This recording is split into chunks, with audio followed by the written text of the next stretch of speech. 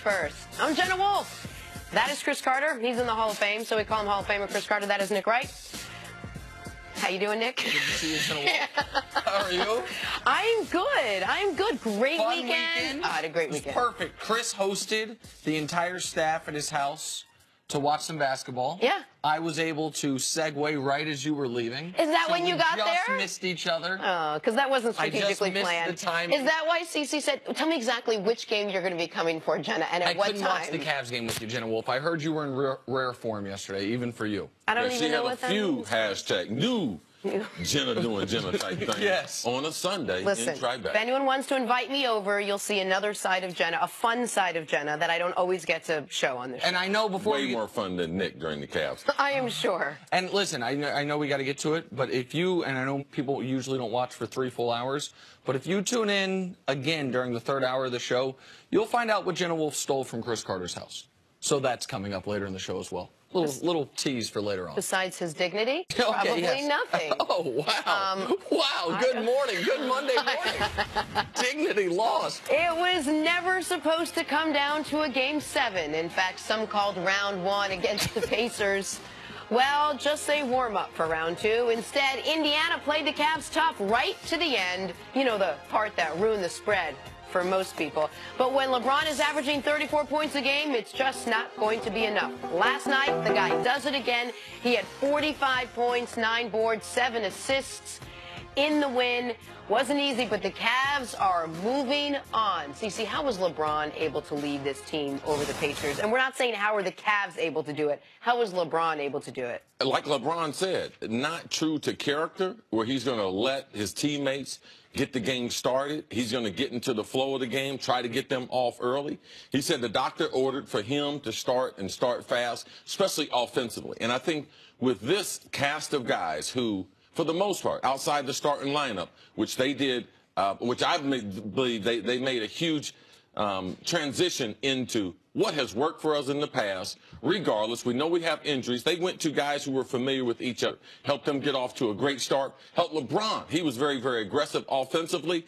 And then later on, 3rd, 4th quarter, LeBron said, let the role players, while I'm taking some rest. I think he might have been cramped up a little bit, and the role players are able to come through. I think that combination, compared to what LeBron typically likes to do, let the role players start it. Let's try to get Kevin Love off. No, LeBron said, I'm going to start it fast. And then, as the game went on, the role players made contributions that were vital to the Cavs getting the win. Listen, the role players had a critical 3-minute stretch at the start of the 4th quarter, but up until that, it had looked like the whole series had looked. Going into the 3rd quarter, there had been 5 baskets made by the Cavs. Going into the 4th quarter, pardon me, through 3 quarters.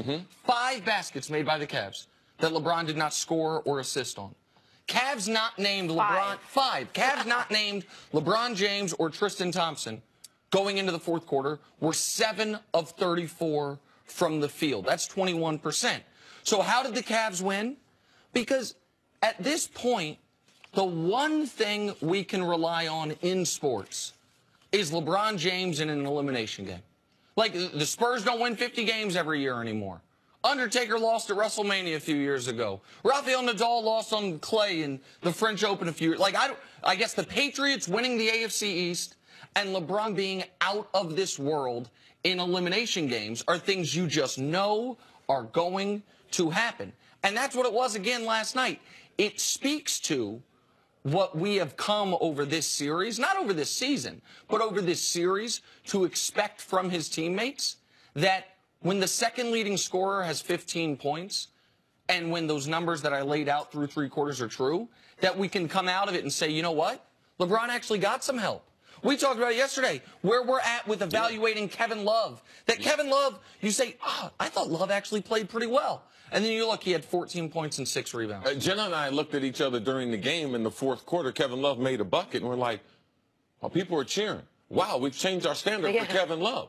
I mean, he gets to 14 points. You're like, wow, he really did well. But where LeBron got the most important help was from, no one could imagine this, Tristan Thompson. Yeah, man. I mean, his ability to play 34 minutes and play with the type of energy that we're used to seeing, 5 of 6 from the field. He's the second leading scorer. First of all, you can't sell anyone that, oh, Tristan's going to play how many minutes? 34 minutes. He's going to start. Play 34 minutes, get 15 and 10, you'll be like, no, that's not going to happen. If those things happen, then typically LeBron James is going to win. You didn't watch that game and say, okay, well, at least we know who the other role players are going to be moving on to the next series. You didn't watch that game and say, finally, we're starting to see the other guys step up, and this is going to be a much more evenly matched second round.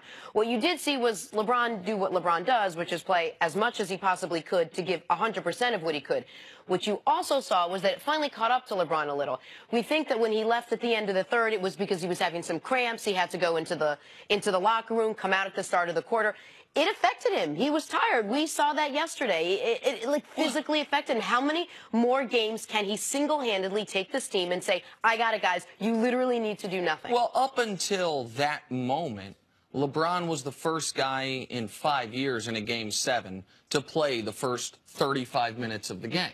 Like, this is the new standard LeBron has set, to where he says to his family in the second row during the first quarter, I'm playing the whole game. And we all were like, oh, yeah, of course.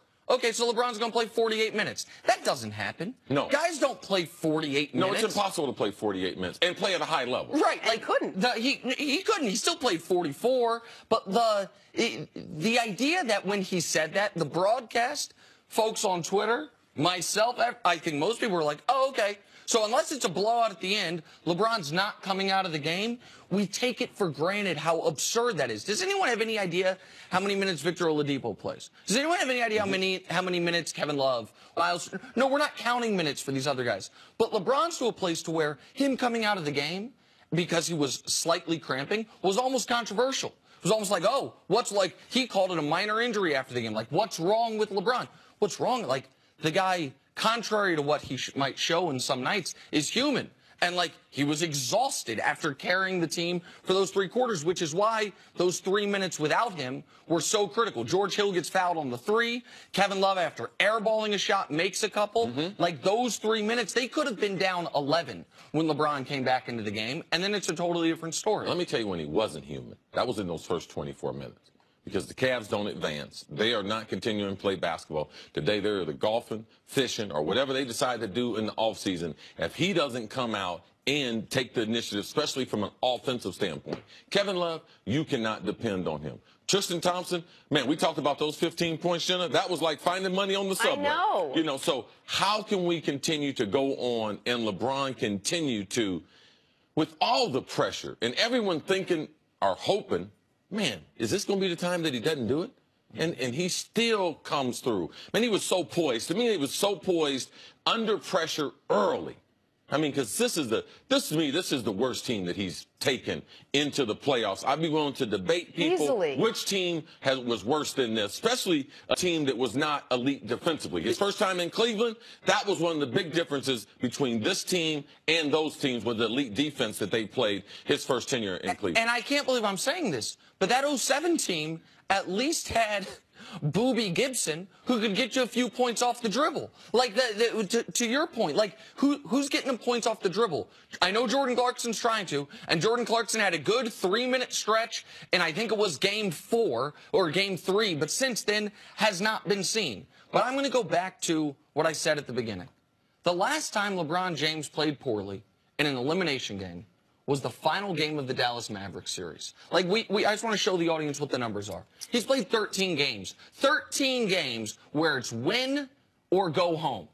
He's 10-3, giving you 36, 12, and 7. Wow.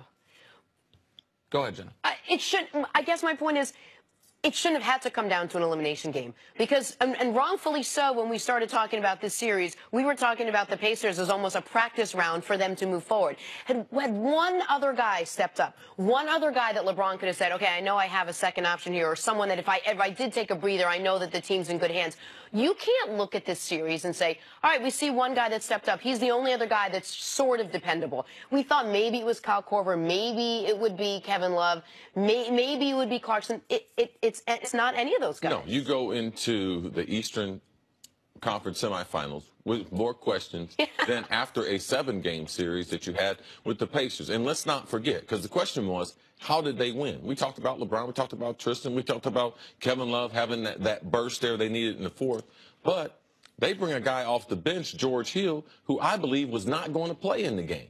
I believe he was made available before the game, but he hadn't played since game 3. But if they don't get those 19 minutes from George Hill, they don't get a couple of those rebounds, if they don't get those free throws from George Hill, we're talking about a different outcome today. So these are the things that we don't know about going against Toronto into the second round. Is George Hill going to be available? Right. Is Kevin Love, what Kevin Love is going to show up? Or now are they going to go back with Tristan? Now is he back into the starting lineup? So still a lot of questions surrounding the case. George Hill being out for 3 games was an underrated storyline throughout the series. He was obviously critical for them in that fourth quarter stretch and gave them critical minutes because they don't trust Rodney Hood. They don't trust Jordan Clarkson. So all of a sudden that bench is getting shorter and shorter. What I'll say is this, they went that entire series without a single player not named LeBron scoring 20 points. The Phoenix Suns wouldn't do that.